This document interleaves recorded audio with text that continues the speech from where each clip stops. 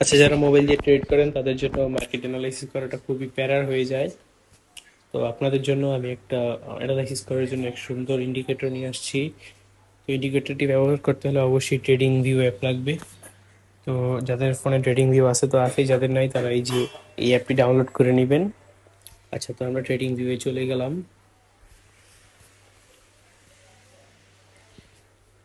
ওই যে একটু আমার নেটওয়ার্ক সমস্যা হয়তো আচ্ছা, ইউরোএসডি, হ্যাঁ, এই চার্টটা ওপেন করে নিলাম। এই যে দেখেন চার্টটা আমাদের সামনে এসে পড়েছে। দেখেন ট্রেডিং ভিউ অ্যাপে কিন্তু অনেক আগের মার্কেট দেখা যায়, একদম লাইক পিসি যে বড় মনিটর থাকে না ওই রকম, ঠিক আছে। তো আপনারা জাস্ট এই যে নিচে এফএক্স লেখা দেখতে পাচ্ছেন, এটা হচ্ছে ইন্ডিকেটর অপশন।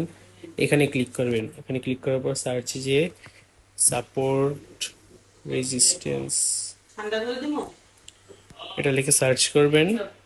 তারপর দেখেন এখানে সাপোর্ট রেজিস্ট্যান্স ডাইনামিক লেখা আছে, ঠিক আছে, যেটা ডাইনামিক সেটাতে একটা ক্লিক করবেন। ওকে, ক্লিক করার পর এখানে ক্রসে ক্লিক করে ব্যাক আসবেন। দেখেন এখানে অটো আপনাদের সাপোর্ট রেজিস্ট্যান্স ড্র হয়ে গেছে।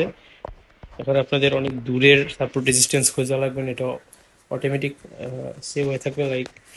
তো এখানে আর আপনার তেমন প্যারা খাইতে হবে না। দেখেন যখন এই যে মার্কেট এখানে দেখতে পাচ্ছেন সাপোর্ট লেভেলে আসছে, তখন দেখেন এই যে এখন আপ ট্রেন্ড চালু হইতেছে, ঠিক আছে।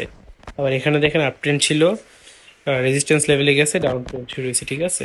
তো এটা ইউজ করে আপনারা ইজিলি শিওর শট বের করতে পারবেন।